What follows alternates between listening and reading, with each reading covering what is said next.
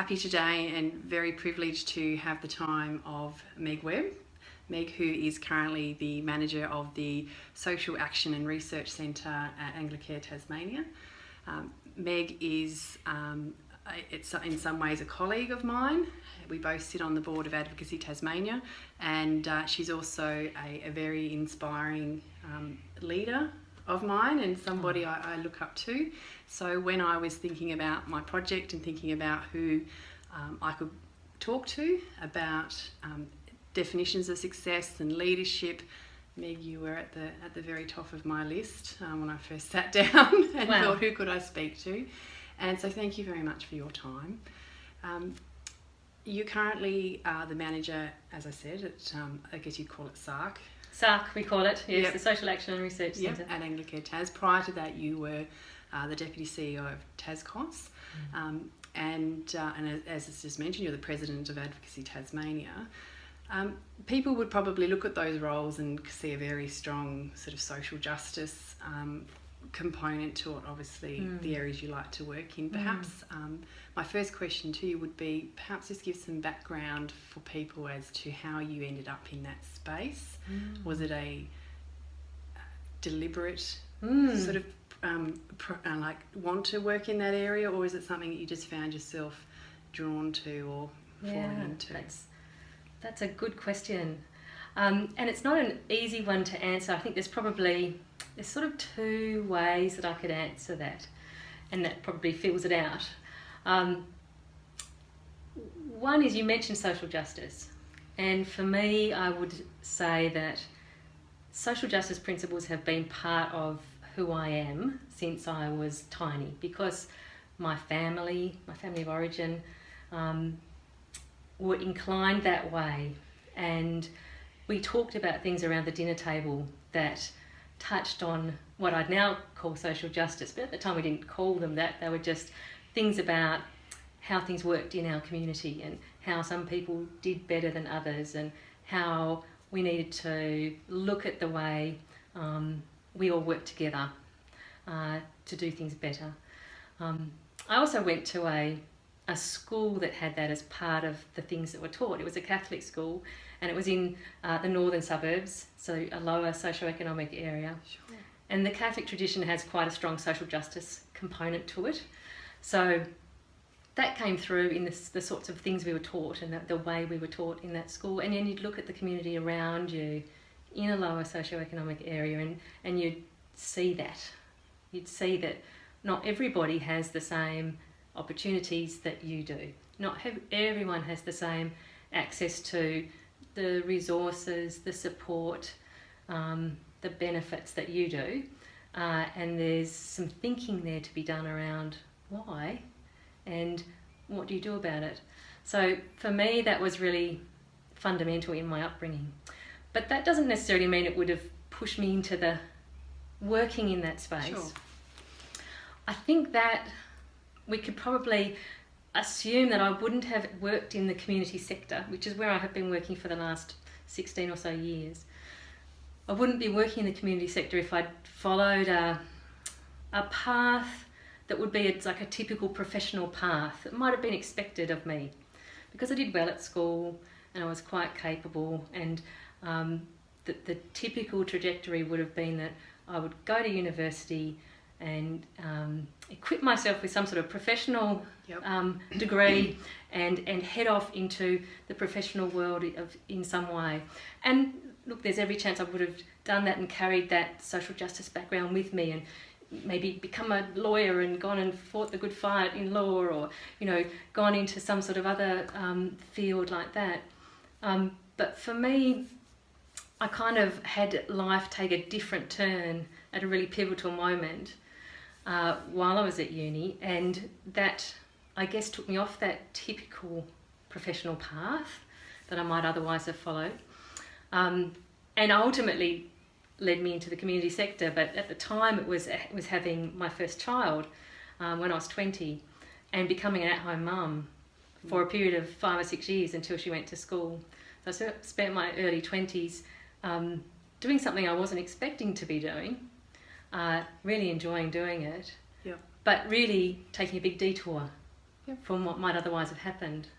So that experience was really fundamental, I guess, to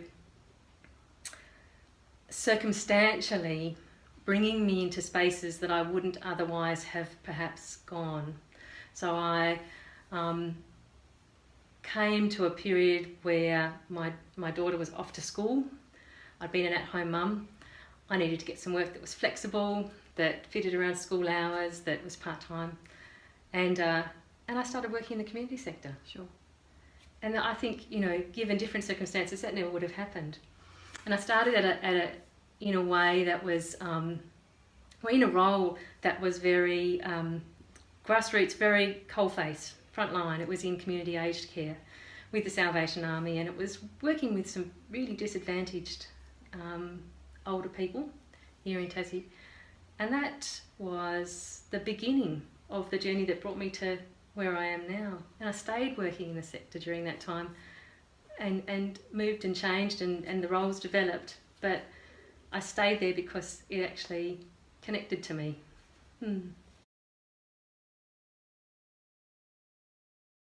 One question I'm interested in exploring with you is, you said before that it wasn't necessarily a path that you specifically went out to do, but here you are, you're here, and you are by no doubt becoming a very strong voice and a very strong leader in that field. What's motivated you to be that voice?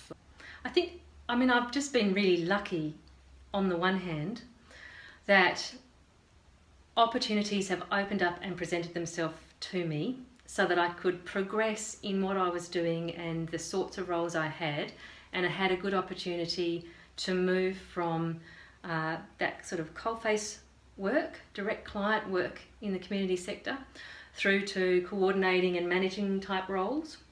And then I started working in peak bodies, and that was more about building the capacity of others in the sector. And that's where things, I guess, took a bit of another shift for me in the opportunities that I had, and that what I wanted to pursue, because it was connecting to me and my passion. So being able to build capacity of others in the sector as part of a peak body really felt right to me as a space to be working in. And I did that for a while, and as part of that I moved into a policy and research role and did some postgrad study in that space to build my skills. And that's really where the stars aligned for me, moving into that policy and research space in respect to social justice and social policy issues. Because for me, that's where my heart was, that absolutely that work aligned with my passion. So I've been doing that focus, I've had that focus in my work now for probably 5 or 6 years, and to be able to do work that aligns with what feels right in your heart and what drives you with a passion is as an utter privilege. Like it's unbelievable to me really every day when I go to work and think, I'm doing this thing that is me, it's part of me, it aligns with who I am. So I feel really, to me it's not really so much that it's a job, it sort of sits there. It is a job, obviously, it pays the bills and all that, but it's very special to me that it actually is a job that I carry in my heart, which sounds a little bit kind of tossy in a way as well. No, not at all, no. And you talked about me as a leader, and I think that's sort of a byproduct to me. That leadership role has been a byproduct of progressing and following my passion.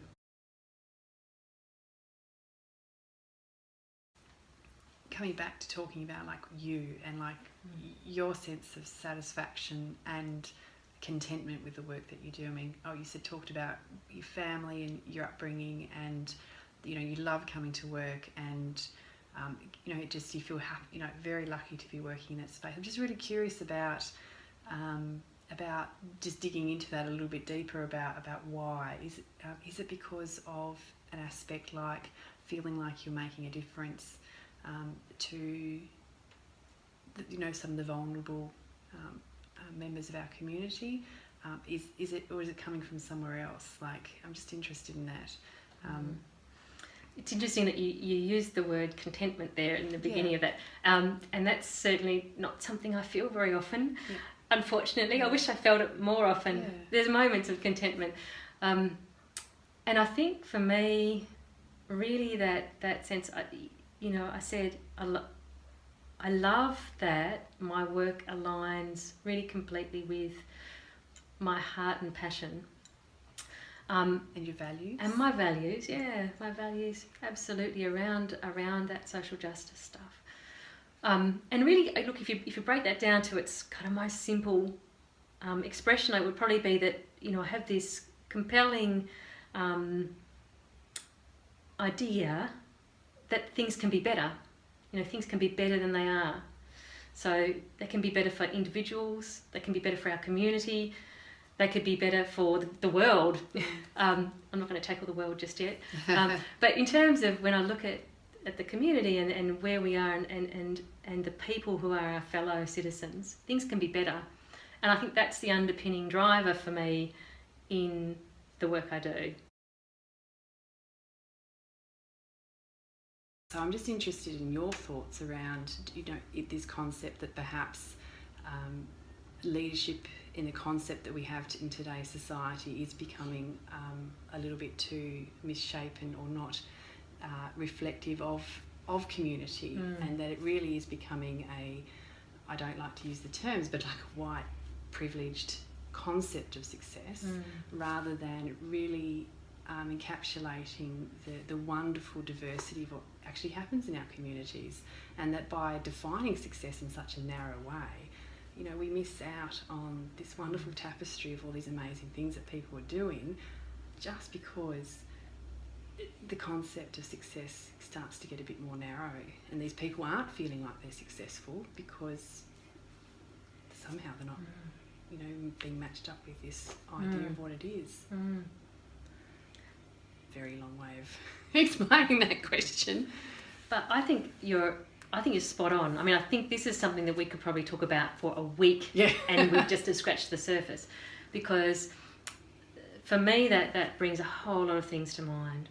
One is that when we do think about leadership and success in a really narrow, specific way, like, say, the CEO of a company who's out there dynamically, obviously successful, and we don't tend to think about, or we tend to attribute that kind of success to the person and their personal characteristics and the way they personally have got there. But we don't tend to think about the fact that around them were probably a whole bunch of people and circumstances that allowed that to happen and supported that to happen and continue to support that to happen. If we continue to define success in that narrow way and think of leaders in that narrow way, we are cutting out a whole bunch of everybody, and certainly most women. I think there's a really gendered element to what you're talking about. By defining success maybe just in a career space, we're automatically discounting what happens in the family space, in the self space. And so I think that doesn't correlate for a lot of people to real life, to think about that CEO model, that sort of lone wolf fellow at the top of a pyramid of others all beneath him. That's not what is ever going to be the reality for most of us. Look, I'd make another comment about that striving thing too. Now you've got me going on it. And this relates to actually the work I do and the social justice kind of side of things. That's a really individualistic way of looking at the world, that an individual strives for success and gains it. And, what we know when we look around us in our community, when we look into our global community, is that everybody is at different places with their ability to strive in the first place. People come from different backgrounds, they've come with different resources behind them, they've come with different challenges to overcome and barriers that they face. And that individualistic sort of striving mentality immediately paints as failure anyone who doesn't get past their background and their barriers and things like that. And we know that actually people will need help and assistance and support to get past a lot of barriers. And even in the midst of striving, let's say you've got all the advantages in the world, you're striving away for your success, shit can happen. You know, you can have an accident and suddenly your life is changed. Someone in your family could have something happen to them and suddenly your life has changed. And, you know, then the striving thing becomes kind of hollow. You know, it's a hollow, individualistic kind of way of looking at things. So how will you know within yourself that you are being, to use that term, successful? Like if you think ahead to one day when you retire, if we ever do fully really retire from what we do, but you know, when you look back and you think about what you contributed, do you have any kind of thoughts on what you hope to be, I guess, remembered for, or what sort of contribution you would have made? Like what is success? What will success be to you? Wow, it's a big question, isn't it? It is. That deathbed question. When it comes to how I'd like to be remembered or thought of, and in my life, a friend was telling me the other day that in, I think it was Roman times, when people died and their friends and family were reflecting on their life, the question they asked was, did that person live passionately? Oh, I like that. Oh, yeah, absolutely. Yeah, it's fabulous, yeah, isn't it? I like that. And that's a good question to ask at the end of someone's life. And so passionately could be in their work, it could be in their family, it could be in the pursuits and hobbies and other things that they did. And there's a whole range of ways that you could answer that for a person. What I hope would happen is that at the time that people reflect on my life, they could ask that question, did she live passionately? And the answer could be yes. And it could be yes, but probably about more than one thing. Hopefully it would be a yes, she did, in this way with her work, in this way with her family, in this way with the sort of person she was. So that would be ideal. Wonderful. If that could be I love it. What was said. Yeah, I love it. If you're young, there's some time. Everything feels urgent when you're young, and if things aren't quite right in the moment, it can be distressing and it feels like they're never going to be right. But I reckon that the two things that I'd really focus on talking with them about, and it wouldn't be in the way of giving them advice necessarily, but it would be to have a conversation about two things. And one would be, what makes you happy? What do you like doing? And that doesn't have to be in terms of work, in terms of things that could make you money or any of those things. It could just be about any aspect of your life. Because the reality is that life isn't all about one thing. It's a mixed bag of things. And at any given time, there are going to be things happening that you like and that you don't like. So the really important thing at every given time is that there's some part of that mixed bag of things that's going well, that you like and that is meaningful to you. In terms of finding a career or a work path that's going to be you, I would probably let them know, and I'd reflect on my life a bit and say, look, one of the things is you do something and then other things present themselves to you as opportunities. The one way to guarantee that you won't progress down a path is to do nothing.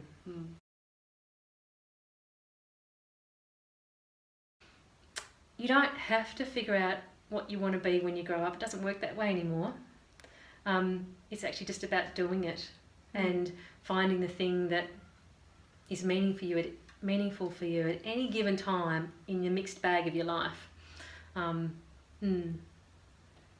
love that. That's really cool. That's really good. It doesn't work like that anymore. It's true though. You're absolutely right. It doesn't work like that anymore. No.